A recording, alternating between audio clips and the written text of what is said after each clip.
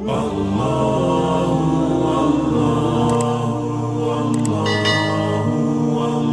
कब जलील करते मालूम?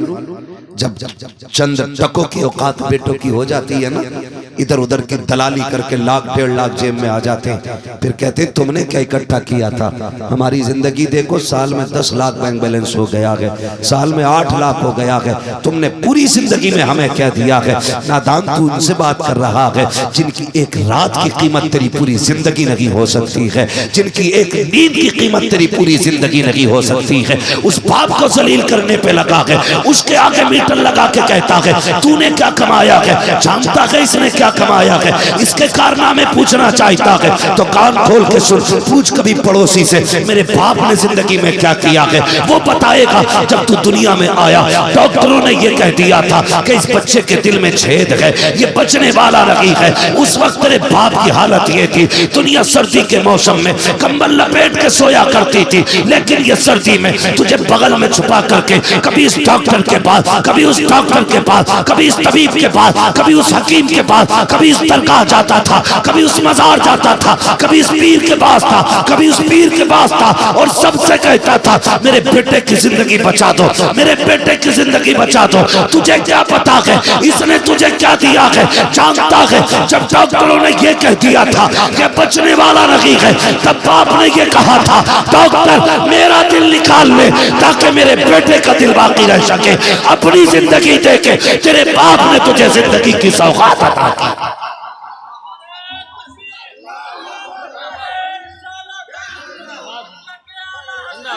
शुक्रिया।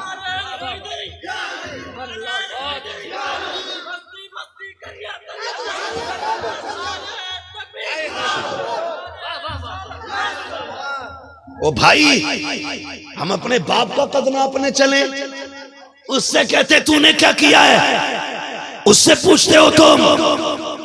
कई बार ना तो बच्चे ये भी कह देते, नौजवानों मेरी बात बहुत गौर से सुनना, ये जुमले हमें जहन्नम तक लेके जाएंगे, जहन्नम तक लेके जाएंगे। तलवार का जख्म, तीर का जख्म ये आसानी से भर जाता है, लेकिन जबान का दिया हुआ जख्म नहीं भरता है। वो एक शेर में कहा गया था जराहतुस्सिनानी लहल तयाम वला यल्तामु मा जरहल लिसान। भाई तलवार का जख्म के लिए भराव हो सकता है, लेकिन जो जख्म जबान देती है उसके लिए कोई भराव नहीं, और ना ही कोई मरहम उसे ठीक कर सकता है। कैसे कह देते क्या किया तुमने? कहता पूरी जिंदगी रक्षा चलाया तुमने, हमें क्या दिया? एक छप्पर, 2 कमरों का मकान न दे सके। शर्म कर, अगर तेरा बाप लेटा है, इसने रक्षा चलाया, मजदूरी की है, इसने ईंटें कमर पे उठाई है ना, तू नहीं पता है, तुझे नहीं पता है इसने परदेश कितनी मुश्किल में काटा है। तू नहीं जानता है अपने बच्चों से जुदाई की एक रात की कीमत क्या गुजरी है इसकी। कहते थे क्या किया तुमने, क्या दिया तुमने? जब ये लेटा हो ना तो इसके तलवे चूमना। लोग कहते मेरे पीर का हाथ बड़ा मुलायम था, रूई जैसे हाथ थे। क्यों तुझे रूई वाले हाथों में करामत नजर आती है? सबसे बड़ी करामत तो बाप के हाथों के छालों में नजर आनी चाहिए थी। सबसे बड़ी करामत तुझे बाप के हाथों के छालों में नजर आनी चाहिए थी। अगर वो लेटा हो तो ये मत सोचना तूने रक्षा चलाया है, तूने ईंटें ढोई है, क्यों नहीं बना मिनिस्टर, क्यों नहीं बना तू कलेक्टर। ये मत कहना, तलवे चूमना, कहना बाप तेरा एहसान है, तूने पसीना बहा के हमें चटनी से खिलाई है, किसी का हक मार के हमें मुर्गों की हराम की नहीं खिलाई। इसलिए कि जो हराम के मुर्गे खिलाते हैं वो औलाद को जहन्नमी बना देते हैं, और जो हलाल की चटनी खिलाते हैं वो औलाद को जन्नती बना देते हैं। उसकी मजदूरी पे एतराज न करना, ताना मत देना उसे तूने क्या किया है। वो बाप है तुम्हारा, टूट जाया करो, उसके आगे झुक जाया करो। लोग समझते नहीं कि जिंदगी का मजा किस चीज में है। मजा किस चीज में? परदेश से आ रहा ना 10-5 लाख अकाउंट में डाल के, तो फिर तो ये आके सीधा अपने रूम में जाके बैठता है। अब्बा सही से नहीं मिलना है, ये चाहता अब्बा मिलने मुझसे रूम में आया। ये नहीं चाहता कि बाप के पास में जाके सलाम करूं, डायरेक्ट ऐसे जाके बैठता है जैसे इसने बाप को पाला है। तुझे नहीं पता है सुकून कैसे मिलता है, ये लकू टको की औकात क्या है दौलत की, बड़े बड़ों की मिट्टी में मिला दी अल्लाह ने। अगर यकीन ना आता हो कब्रिस्तान जाके देख लो, टूटी हुई कब्रें, बैठे हुए कफन, गली हुई हड्डियां, गिरे हुए कब्रों के निशानात, ये तुम्हें बताएंगे इनके पास भी दौलतें थी, इनके नाम के भी सिक्के चलते थे, लेकिन मिट्टी के नीचे क्या है, लोग कब्रों के निशानात भूल गए हैं। इस पे ना इतराना, खुदा की कसम मैं तुम्हें बताना ये चाहता हूँ, ऐसे सुकून नहीं मिलता है, पैसे की कसरत आराम नहीं देती है। अगर आराम चाहते हो अपने बाप के पास बड़ा बन के ना जा, छोटा बन के चला जा। एयर कंडीशन कमरों में वो सुकून नहीं मिलता है जब आपकी जूतियों में बैठने से अल्लाह आराम अता फरमा दिया।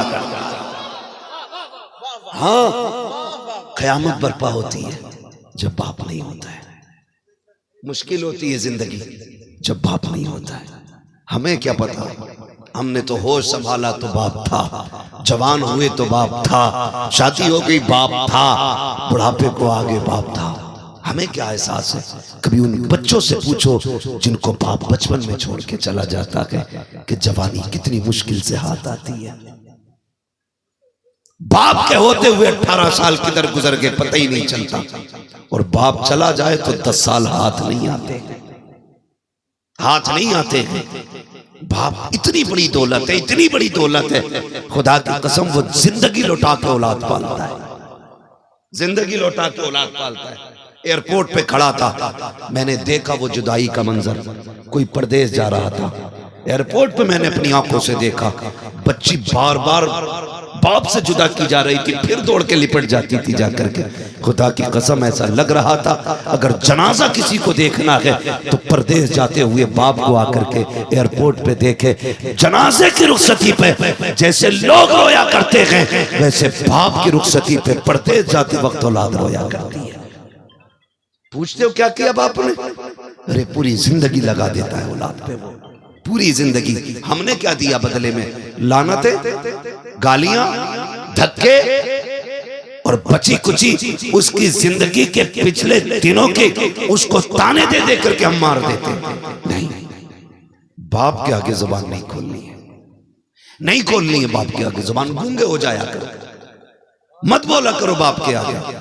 खुदा की कसम तुम सोने में भी तोल दो ना अपने बाप को, फिर भी उसके रत जगू की कीमत नहीं दे सकते हो, नहीं दे सकते रत जगू की कीमत। बड़ा एहसान होता है एक बाप का, बहुत बड़ा एहसान होता है। बेपनाह कुर्बानियां देख करके औलाद को जवान करता है, और औलाद कहती तुमने मेरे लिए क्या किया?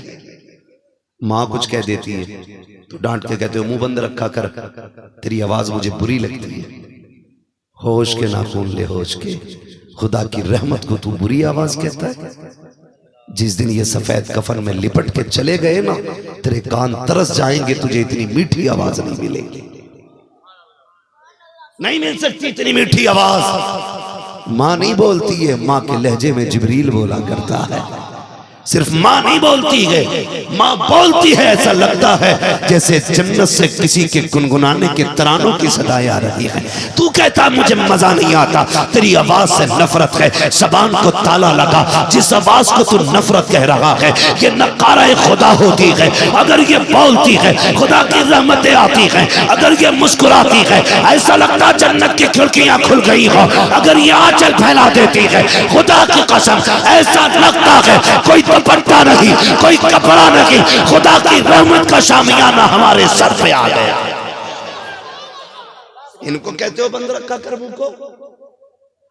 सच्ची बात करें और गौर से सुने मेरी बात। आज ना हम बीवी के लिए माँ बाप छोड़ देते, किसके लिए? डर के बोल रहे हो? जो शोहर में बीवियों के वो बोले, जो गुलाम है वो कतई ना बोले। आज बीवियों के लिए लोग माँ बाप छोड़ देते हैं। वो कह देती है इसका मुंह अच्छा नहीं लग रहा है, इसकी खांसी अच्छी नहीं लग रही है, अजी जीने में मौज नहीं आ रही है, इनको अलग करो, अलग मकान में रहना है, इसकी खांसी की वजह से मुझे बेकरारी सी रहती है। कहता मैडम आपको परेशानी नहीं होने देंगे, बाप को भले कचड़े के ढेर में फेंक दे। ऐसी औरत जो तुमसे तुम्हारे माँ बाप को दूर करे, उस औरत को छोड़ा जा सकता है, लेकिन माँ बाप को नहीं छोड़ा जा सकता है। इसलिए कि जैसे कायनात में खुदा सिर्फ एक है ना, उसी तरह पैदा करने वाला बाप भी सिर्फ एक होता है। जिस तरह कायनात में खुदा एक है, उसी तरह अपने जिस्म से जन्म देने वाली माँ भी एक होती है। याद रखिएगा, बीवियां 1000 मिल सकती है, माँ बाप दोबारा नहीं मिल सकते। हाँ, मैं आपसे कहना यह चाहता हूं, किसी के कहने पे माँ बाप ना छोड़ना। बीवी को आए हुए कितने दिन हुए? जुम्मा 8 दिन।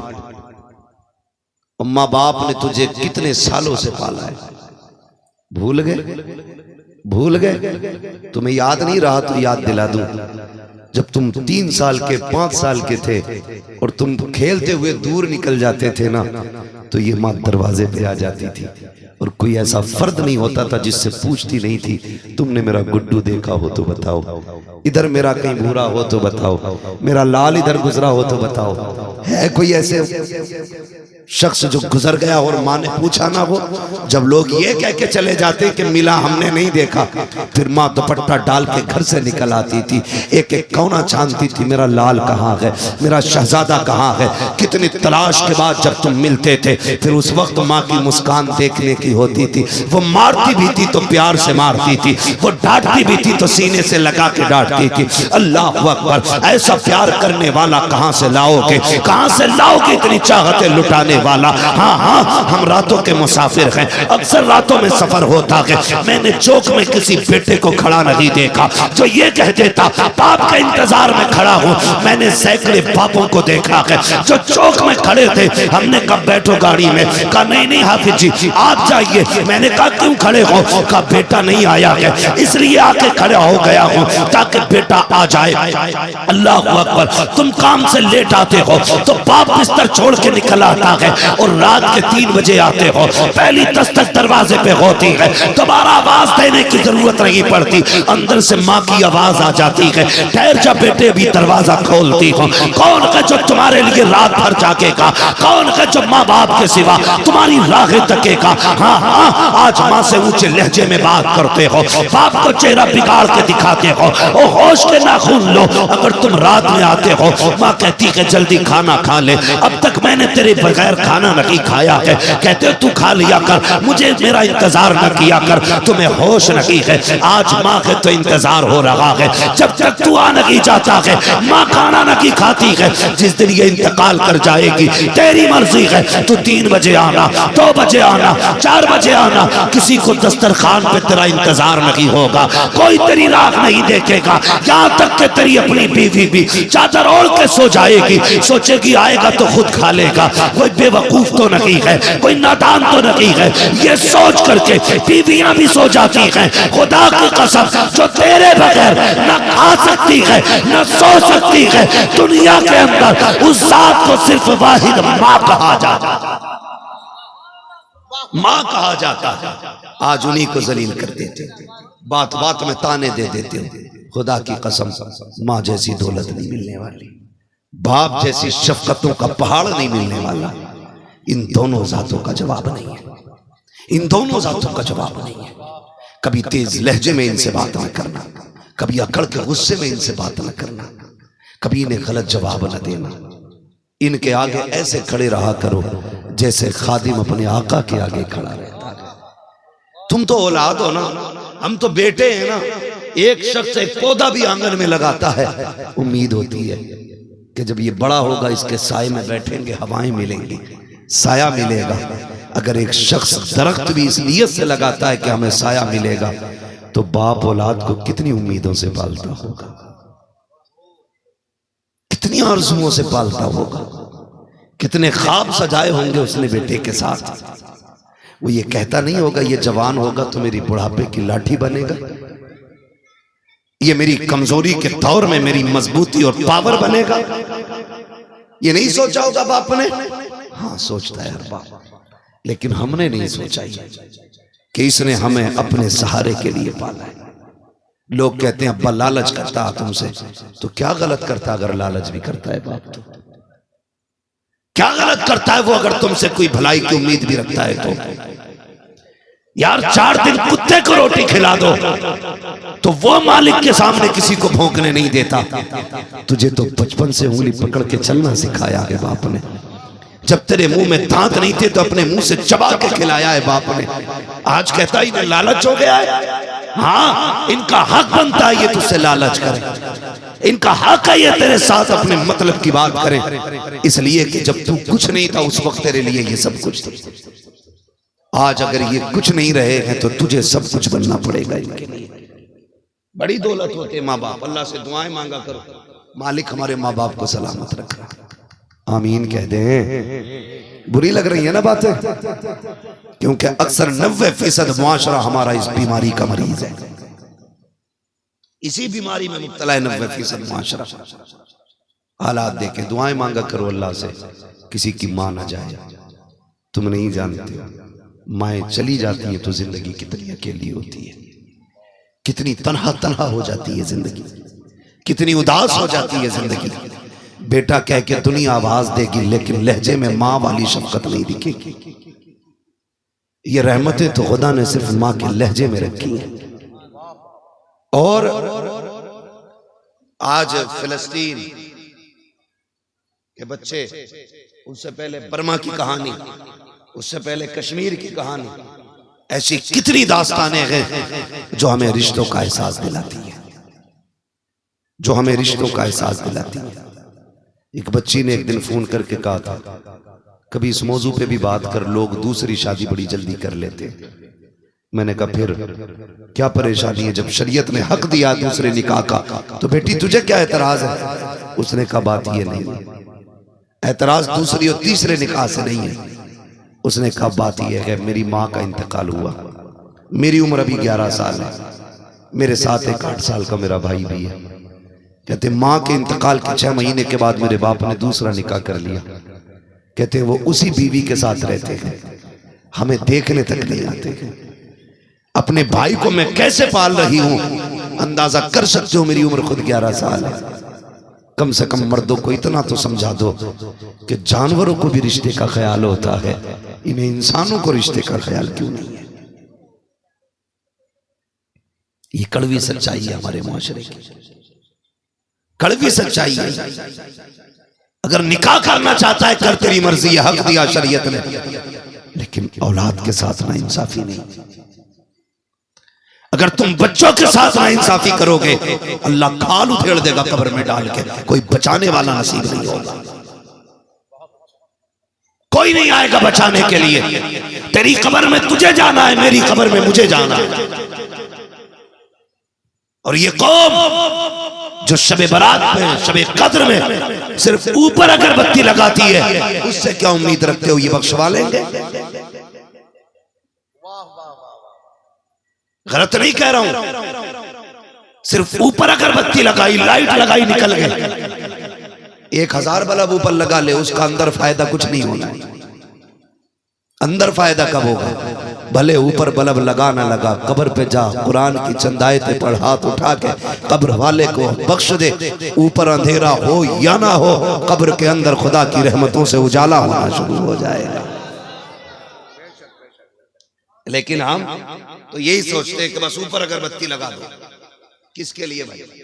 अच्छी बात है, खुशबू है, मैं इनकार नहीं करता, इससे भी मसला नहीं है कि आप अगरबत्ती लगा रहे हैं, लेकिन कब्र के ऊपर ना लगाया करो, कब्र से हट के लगाया करो। ये भी एक मसला है। बीच कब्र पे यहां लगा के आते हैं अगरबत्ती। आग वाली चीजों को कब्र से दूर रखने का हुक्म है। इतनी मुट्ठी भर के बीच कब्र पे ठोक के आ रहे हैं। अब्बा को मौज आ रही होगी अंदर, थोड़ा दिमाग लगाया करो, दिमाग। इंसान हो, 4 रोटी खा लेते हो, ऊपर की लाइट से अंदर का कोई फर्क नहीं पड़ता।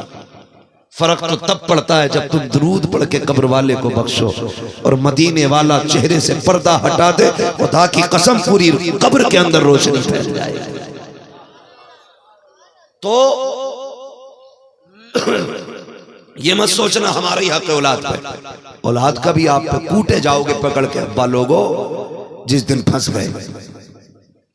इसलिए औलाद के साथ ना इंसाफी ना करना। औलाद से भी गुजारिश है, कभी बाप से ऊंचे लहजे में बात बोले नहीं करनी है इंशाअल्लाह।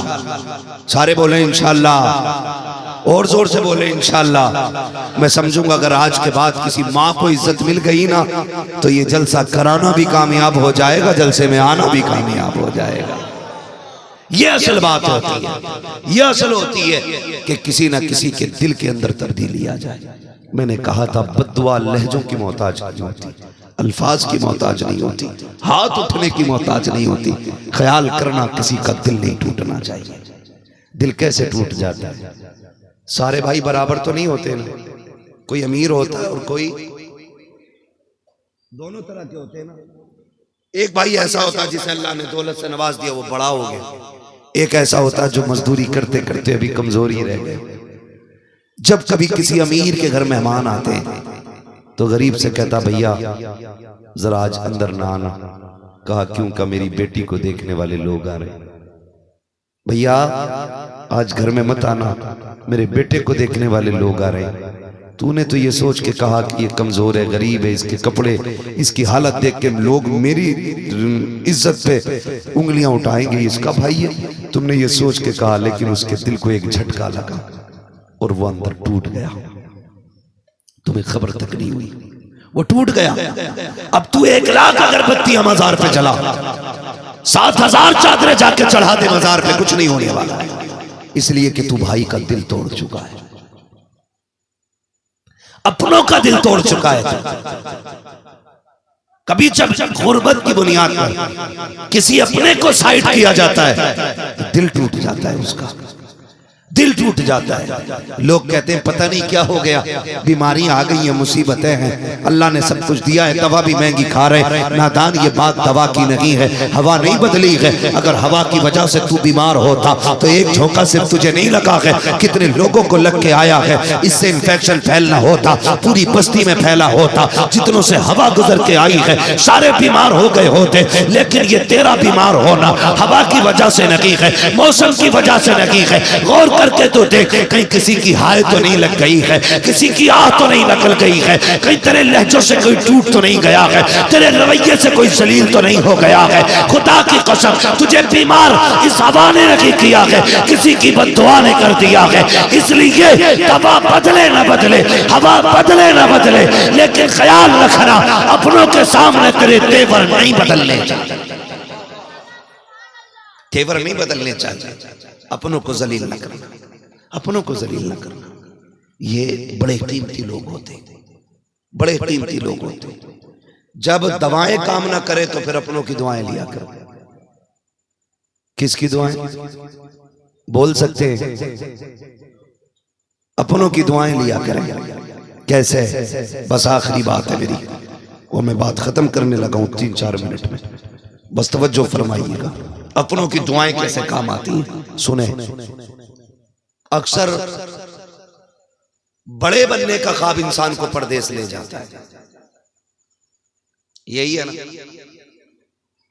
बड़े बनने का ख्वाब इंसान को परदेश ले जाता है, या फिर मजबूरियां परदेश ले जाती हैं। कोई अपनी खुशी से अपना वतन नहीं छोड़ता है। वतन तो भले झोपड़ी क्यों ना हो, वतन तो अच्छा लगता है। परदेश के महल भी अच्छे नहीं लगते, अपने वतन के छप्पर भी अच्छे होते। सही है ना ये बात? फिर जो लोग परदेश जाते हैं या तो उन्हें शौक ले जाते हैं या उन्हें मजबूरी ले जाती है। दोनों बातों पे मैं गौर दिलाना चाहता हूं। नौजवानों, अगर ये शौक है ना कि मैं परदेश जाऊंगा, गाड़ियां बंगले मेरे होंगे, तो इस शौक को आग लगा देना।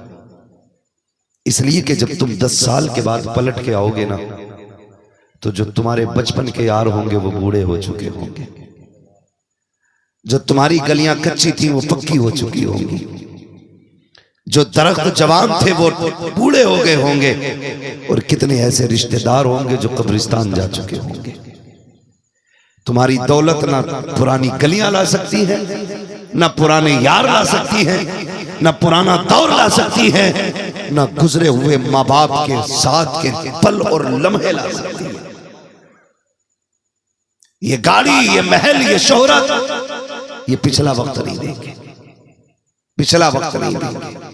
खुदा तौफीक देना तो चटनी से खा लेना, अपनों के बीच में रह लेना। इसलिए कि अगर परदेश के दुख लगे हो तो मुर्गा ताकत नहीं देता, और अगर अपने वतन के सुख हो तो चटनी में अल्लाह बरकत अता फरमा दिया करता है। कभी मत जाना भूल करके भी परदेश, कभी मत जाना। ये होती है शौक की बात, परदेश जाओ।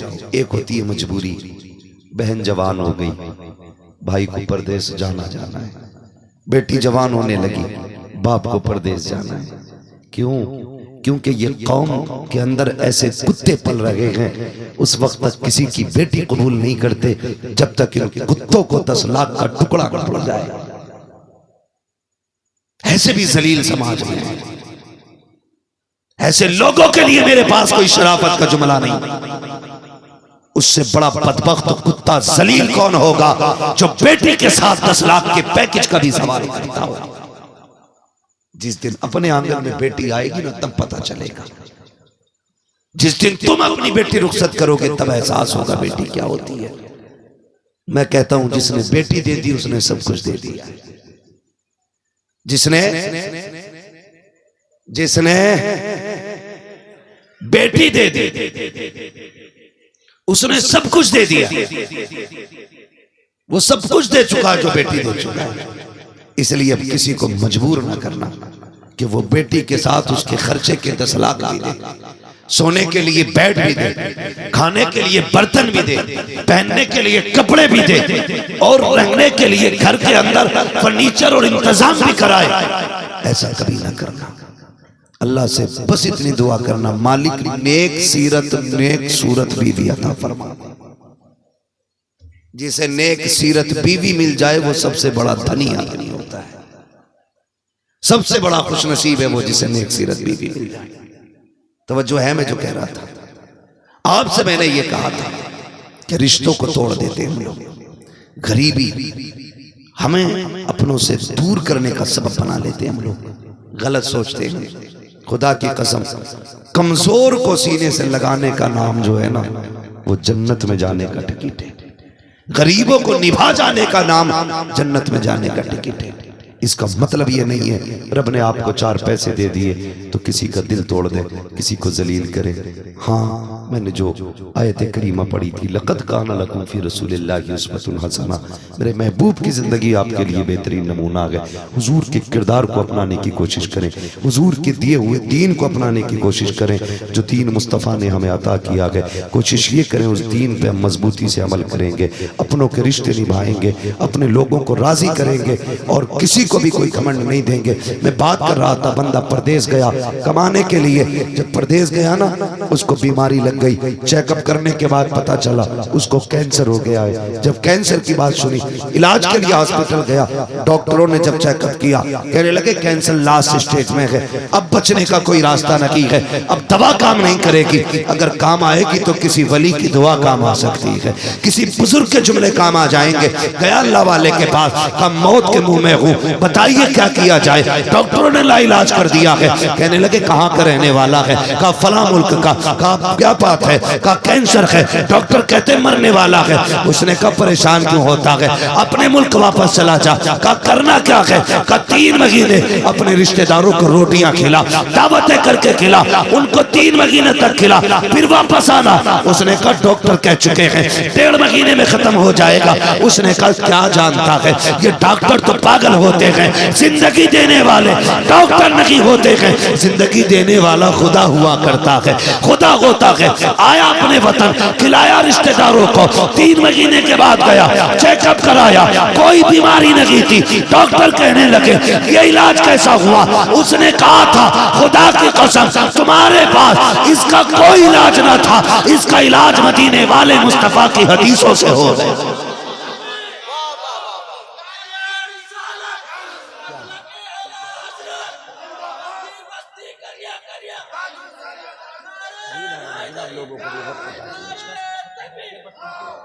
मेरी मेहनत नहीं देख रहे आप, मुझे खेत में ले जाके खड़ा। तवज्जो है आप लोगों की? मैंने पहले ही कहा था हम पलटते नहीं बेजान किताबों के वरक, हम वो पढ़ते हैं जो चेहरों पे लिखा होता है। अगर आप सोएंगे तो फिर तकरीर करना जरूरी नहीं है, जरूरी नहीं है। जितनी देर दिल से सुने उतनी देर बात होनी चाहिए। तैयार है सारे? आगे चले थोड़ा सा। ये पीछे मुड़ के देखो कमेटी वाले कितने मजे के साथ हाथ भी नहीं उठ रहे हैं। जरा कह दें या रसूल अल्लाह। जिनके हाथ नहीं उठे जरा पकड़ के ऊंचे कर लो वरना जेब कट जाएगी। मौका ढूंढते हैं कुछ लोग, ऐसे उठाए उसने फट से निकाला। अब जरा हाथ दाएं बाएं देख के उठाए, कह दें जरा या रसूल अल्लाह। माशाल्लाह देखो सारे लोगों के हाथ उठ गए, अल्लाह सलामत रखे। तवज्जो है सारे लोगों की। इसलिए अपनों से प्यार करो, अपनों से वफा करो। आज हमारे पास किसी का दर्द सुनने का वक्त नहीं है, सगे भाई की बात सुनने का हमारे पास वक्त नहीं है। वो कहता जरा बात करनी थी थोड़ी सी। कहता तुम तो ठाली रहते हो, मुझे पता है कितना बिजी हूं मैं, मुझे बैठने तक का वक्त नहीं है। और तुम्हारी राम कथा कौन सुने इतनी लंबी बैठ करके, तुम तो पका देते हो। ये कह के अपनों को ठुकरा देते हो। नहीं यार ऐसा ना किया करो। फरमाया गया, मेरे महबूब ने इरशाद फरमाया, जो किसी का टूटा दिल जोड़ देगा अल्लाह उसे बेहिसाब जन्नत अता फरमा देगा। जो टूटा दिल जोड़ दे अल्लाह उसे बेहिसाब जन्नत देगा। टूटे दिल जोड़ने में क्या, जिसकी कोई नहीं सुनता उसकी तुम सुन लिया करो। देखो जब कभी ना दर्द होता है ना अंदर और घुटन होती है हजरत, तो दिल चाहता हम किसी से अपना हाल दिल कहें। या तो सामने ऐसे लोग होते हैं कि जो मजाक उड़ाएंगे, या ऐसे लोग होते हैं जो दर्द नहीं समझेंगे, तो बंदा उनमें रह के भी उनसे नहीं कह पाता है। वो ऐसा शख्स ढूंढता है जो उसके दर्द को दर्द महसूस करे, जो उसकी तकलीफ को तकलीफ समझे। अगर कोई तुमसे कहे भैया जरा 2 मिनट सुन ले, तो फिर 2 नहीं 4 मिनट दिया करो। तुम नहीं जानते हो, ये भी तो हो सकता है इसके 2 जुमले तुझे जन्नती बना के चले जाए। कभी कभी सदियों की इबादत अल्लाह मुंह पे मार देता है, और कभी कभी लम्हों के जुमले जन्नत में ले जाया करते हैं। लम्हों के जुमले। हम भाई से कहते हैं मेरे पास वक्त नहीं है, ठीक है जो भी कहना फला से कह देना, मैं उससे समझ लूंगा कैसे बात होनी है। नहीं, वक्त दिया करो, वक्त दिया करो। हम कितने भी बड़े हो जाएं मदीने वाले से बड़े नहीं हो सकते। मेरे महबूब हैं, सहाबा की अंजुमन सजी है, हुजूर बैठे, इतने में सामने खातून आई, इशारा किया, हुजूर उठ के जाने लगे। सहाबा कहते हैं या रसूल अल्लाह गर्मी है, दोपहर है, ठहर जाइए। आका करीम चले गए और उस औरत के बाद सरकार काफी देर तक खड़े रहे, बात करते रहे। और जबकि अरब की गर्मी, कि जब अरब में गर्मी पड़ती है ना, तो लोग दीवार का साया लेकर के चला करते हैं। वहां की धूप में चलने की ताकत नहीं होती लोगों की। जब चलने गए ना, काफी देर तक हुजूर बात करते रहे। सहाबा फरमाते हमने हुजूर को देखा, चेहरे पे शिकन तक नहीं आ रही थी। आका करीम इतनी देर तक खड़े रहे, आका ने पैर तक नहीं बदला था अपना। जिस अंदाज में खड़े हुए थे वैसे ही खड़े रहे। जब बहुत देर के बाद औरत की अपनी बात मुकम्मल हुई, तब वो गई, सरकार पलटे। सहाबा कहते या रसूल अल्लाह किस औरत के मुंह लग रहे थे, इसको तो मक्के में पागल कहा जाता है, इसे कोई मुंह नहीं लगाता है, इसे कोई शहर के अंदर अक्लमंद नहीं मानता है। सारा वक्त आपने इतना कीमती उसको दे दिया। मेरे नबी ने कहा था चुप हो जाओ, जिसे कोई मुंह से नहीं लगाता है उसे मुंह से लगाने के लिए आमीना का लाल आया।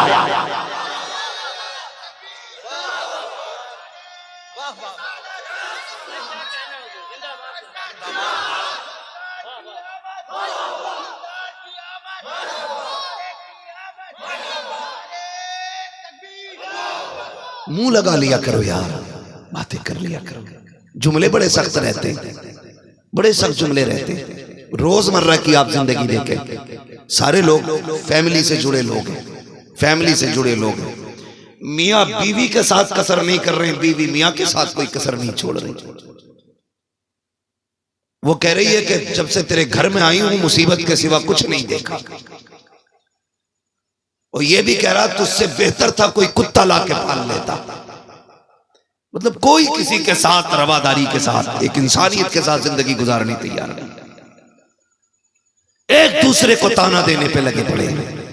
नहीं, ऐसा ना करें। इन्हीं नहुसतों की बुनियाद पे तलाकें हो रही हैं आज, घर बर्बाद हो रहे हैं। तलाक दे देता, फिर कहता मैं तो शराब के नशे में था। मैंने तो पी रखी थी बेगैरत, मुसलमान होके शराब पीता है। डूब के मर जाना चाहिए जो कलमा पढ़े और शराब को मुंह लगा ले। किस मुंह से अल्लाह रसूल का नाम लेते हो तुम? और जिस मुंह से अल्लाह रसूल का नाम लेते हो उस मुंह पे तुम्हारे शराब का घूंट कैसे आ जाता है? कैसे मुंह को लग जाती है शराब? क्या अल्लाह रसूल का सामना नहीं करना है? मरना नहीं है? जो शराबी होगा ना और बिना तौबा किए मर जाएगा, कब्र में पहुंचेगा, इतनी सख्त प्यास लगेगी, अल्लाह ताला तश चिल्लाएगा, इतना प्यासा होगा कि उसकी जबान प्यास से लटक जाएगी। आक़ा करीम ने फरमाया जब वो पानी मांगेगा उसे जहन्नम के बिच्छुओं के डंक का जहर ला के दिया जाएगा, और ऐसा खोलता हुआ जहर होगा कि जैसे वो प्याला दिया जाएगा, प्यास की शिद्दत इतनी होगी कि वो मुंह के करीब आने वाला होगा। उसकी गर्मी से, उसकी भाप से होठ जल करके नीचे तक लटक जाएगा, ऊपर का होठ जल के माथे के ऊपर चला जाएगा। इतनी खतरनाक गर्मी होगी, लेकिन प्यास ऐसी लगेगी कि ये उसको भी मुंह से लगाएगा, जैसे कि पिएगा पूरा जिस्म कट कट के गिरेगा। और तुम्हें खुदा का वास्ता छोड़ दो शराब को, अगर पीनी है तो मुस्तफा के इश्क की शराब पिया करो, इसलिए कि ये शराब तुम्हें दुनिया में भी इज्जतदार बनाएगी और आखिरत में जाके भी रब की बारगाह में इज्जतदार बनाएगा।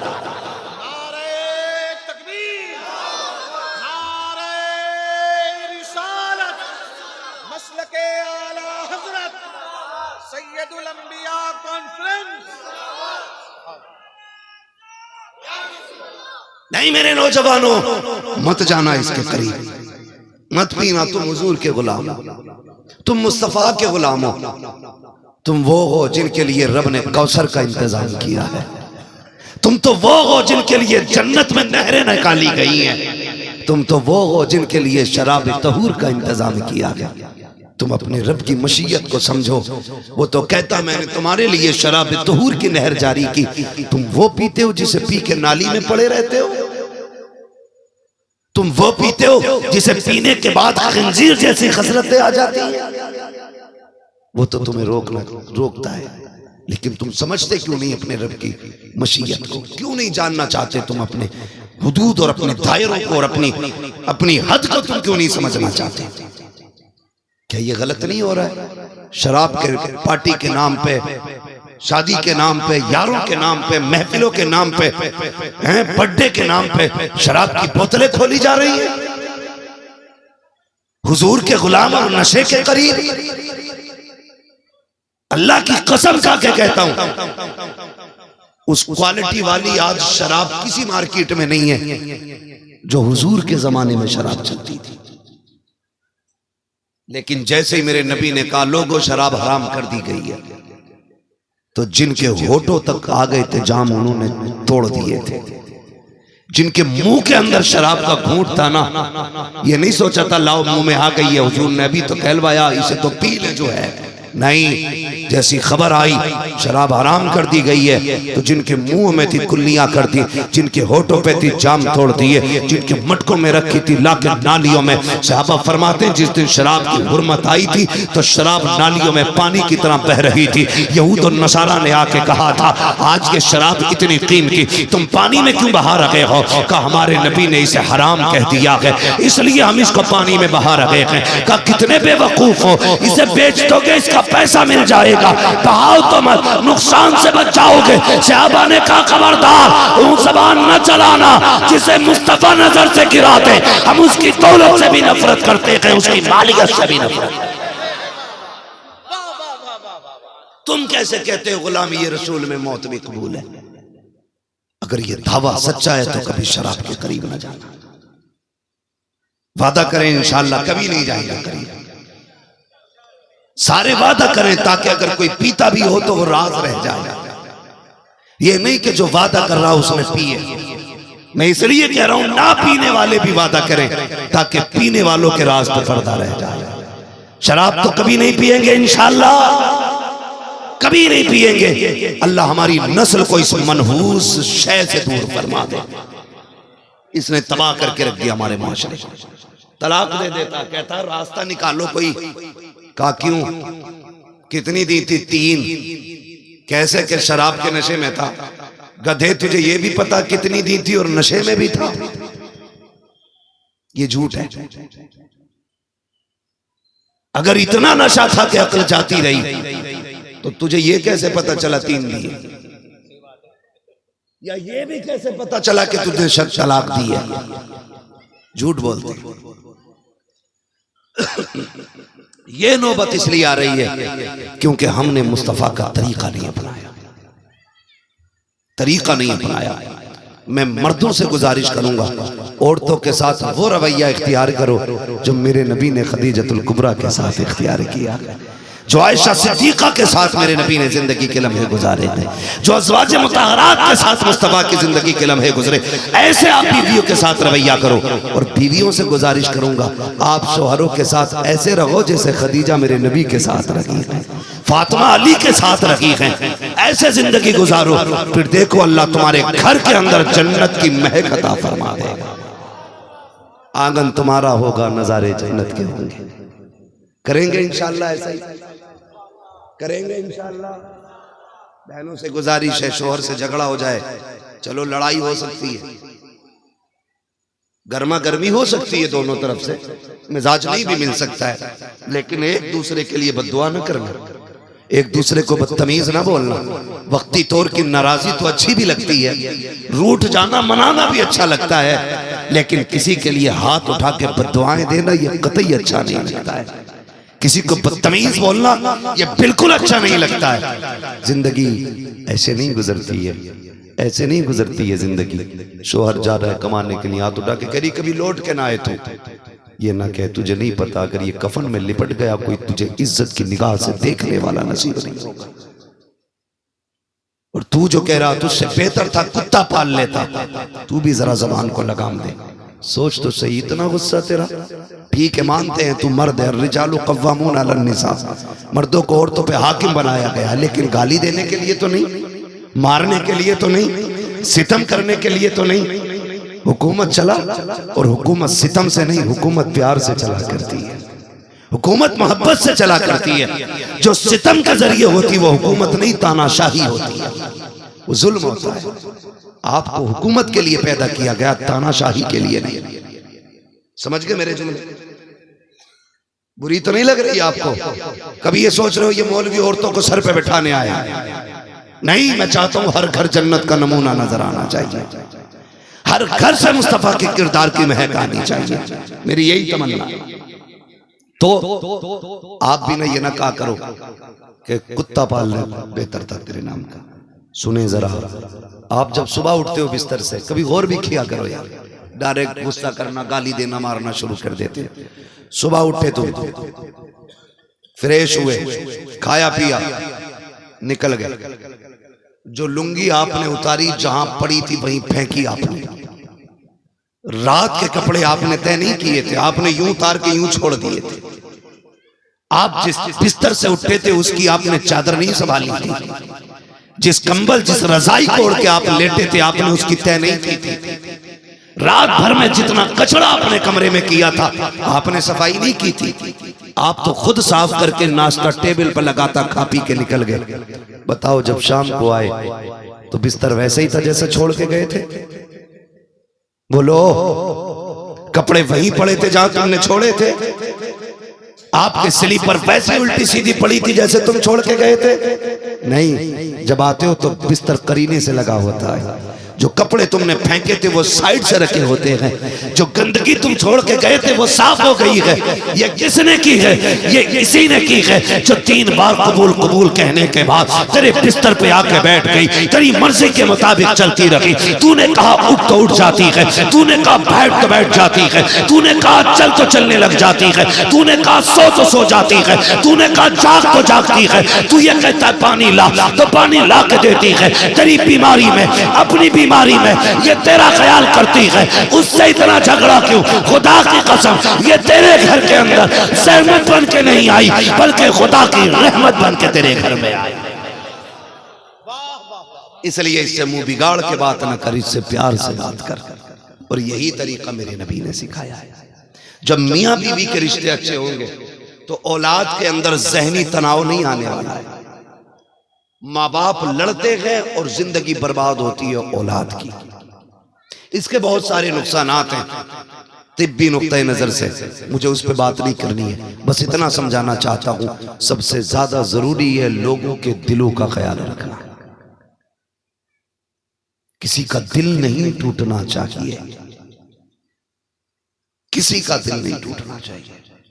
अगर दिल टूटा तो बात अर्श तक जा पहुंचती है, और जब वहां पहुंच जाती है तो फिर बचाने वाला नसीब नहीं होता है। याद रखिएगा, बचाने वाला नसीब नहीं होता है। किसी ने एक पोस्ट मैंने देखी थी, बड़ी अच्छी बात लिखी थी। किसी ने पूछा था किसी बुजुर्ग से मुझे नसीहत कर दे, उसने ये कहा था बस इतना ख्याल करना कोई रब से तेरी शिकायत ना कर दे। जिस दिन किसी ने तेरी रब से शिकायत कर दी तो समझ लेना उस दिन से खैरियत नहीं है। इसलिए मेरे भाइयों, अपने नस्ल को, अपने परिवार को प्यार दो, माँ बाप को वक्त दो, बहन भाइयों को वक्त दो, मियाँ बीवी के रिश्ते अच्छे करो, बाप बेटों के रिश्ते अच्छे करो, बेटियां माँ के साथ अच्छे तरीके से रहें। खुदा की कसम अलग से किसी दवा की जरूरत नहीं पड़ेगी, तुम्हारे ही घर के अंदर छप्पर में अल्लाह तुम्हें सुकून की राहत की जिंदगी अता फरमाएगा। वो कहा था किसी ने, फुटपाथ पे सो जाते हैं अखबार बिछाकर, मजदूर कभी नींद की गोली नहीं खाते। इसलिए कि नींद पैसे से नहीं आती है, नींद रब के करम से आया करती है। अल्लाह का करम तलाश करें, अल्लाह की रजा तलाश करें। फरमाया गया लक़द कान लकुम फ़ी रसूलिल्लाहि उस्वतुन हसना, मेरे महबूब की ज़िंदगी आपके लिए बेहतरीन नमूना है। हमें हुजूर की ज़िंदगी देखनी है, बचपन से लेकर जवानी तक, जवानी से लेकर बुढ़ापे तक, माँ की गोद से लेकर के कब्र तक के लिए हुजूर ने उसूल मुकर्रर फरमा दिए हैं। हमें फ़ख्र है कि रब ने हमें मुसलमान बनाया है, हमें लकीर का फ़कीर नहीं बनाया, हमें मुस्तफ़ा की उम्मत में पैदा किया गया, और पैदा करके यह ऐलान किया था खुश हो जाओ, अपनी सबसे कीमती चीज तुम्हारे हवाले की जा रही है। हुजूर आए, हमारी नसीब जाग गए, हुजूर आए, मुकद्दरी खुल गए हमारे। खुदा की कसम उस उम्मत में पैदा हुए हैं जो आई सबसे बाद में गए, जन्नत में सबसे पहले जानी है। और ये तेरा मेरा कमाल नहीं, ये मुस्तफ़ा जाने रहमत का कमाल है, हुजूर का कमाल है। लक़द कान लकुम फ़ी रसूलिल्लाहि उस्वतुन हसना, मेरे महबूब की ज़िंदगी आपके लिए बेहतरीन नमूना है। अल्लाह करीब हमें मुस्तफ़ा जाने रहमत के तमाम फरामीन पे अमल करने की तौफ़ीक़ अता फरमाए। और हमारी इस कमेटी ने इतना खूबसूरत जलसा सजाया, अल्लाह इस मेहनत को कबूल फरमा कर आज की महफिल को हमारे लिए ज़रिया निजात बनाए। मौला करीम इस महफिल को हम सब के लिए बख्शिश का ज़रिया बना।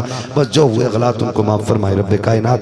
ज़िंदगी ने दिया साथ, फिर होगी मुलाकात, चमन रहा फूल खिलेंगे, जिंदगी रहेगी फिर मिलेंगे। मुसाफिर में हम भी, मुसाफिर तुम भी, इसी मोड़ पर फिर मुलाकात होगी।